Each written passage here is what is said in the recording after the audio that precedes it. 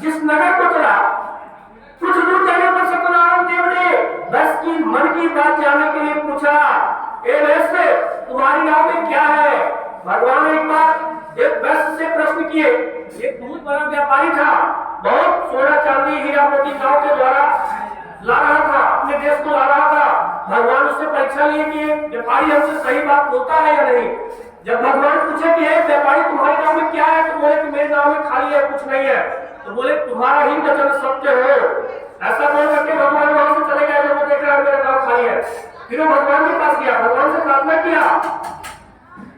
तब भगवान बोले, इनका जन्म का जवाब बोला, बेवकूफ क्यों करते हो? वही दंडित महाराज ने श्राप दिया है, उन्हीं विषय में चले, लड़की मनोरथ उन्हीं से सिद्ध होगा। तब दंडक वचन को सुनकर दंडित के पास गया, दंडित को प्रणाम करके आदित्य वचन बोला, जो मैंने आपसे कहा था उस अपराध को क्षमा कीजिए। यह कहकर 12 बात से व्याकुल होकर तब दंडित रोते हुए देखकर बोले, रो मत, मेरे वचन को तू सुन, मेरी पूजा से तू सदा मुझे रहता है और मेरी इच्छा विरुद्ध तुझे बारंबार दुख मिला है।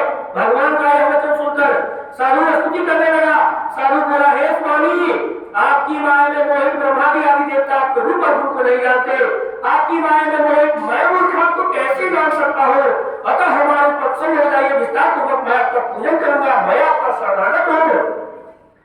भक्तमान वचनों को सुनकर भगवान संतुष्ट हो गए और मनवांछित वर देकर उनका ध्यान हो गए। प्रातः काल सुबह को देखकर अपने नगर को चले। नगर से पास दूत धरती मेरी रत्नपुर से बहुत नगर में बहुत रक्षा करने वाले दूत नगर में भेजा। वह दूत नगर में जाकर साधु की धर्मपत्नी को प्रणाम करके बोली, ग्राम के निकट दामाद सहित बहुत से सब धन के साथ आ रहे हैं। दूत के मुख से ऐसे वचनों को सुनकर साधु की स्त्री बड़ी हंसी बोली, सब देव जी की पूजन कर कन्या से कहने लगी, मैं जाती हूँ, तुम शीघ्र ही व्रत को समाप्त करके आओ। इस प्रकार से वचन को सुनकर जल्दी से व्रत को समाप्त कर प्रसाद को भूल से न खाकर अपने पति को देखने चली गई। सतदेव ने क्रोधित होकर उसके पति को नाव रहित जल में डुबो दिया। कलावती कन्या अपने पति देखकर विलाप करती हुई, विलाप करती हुई और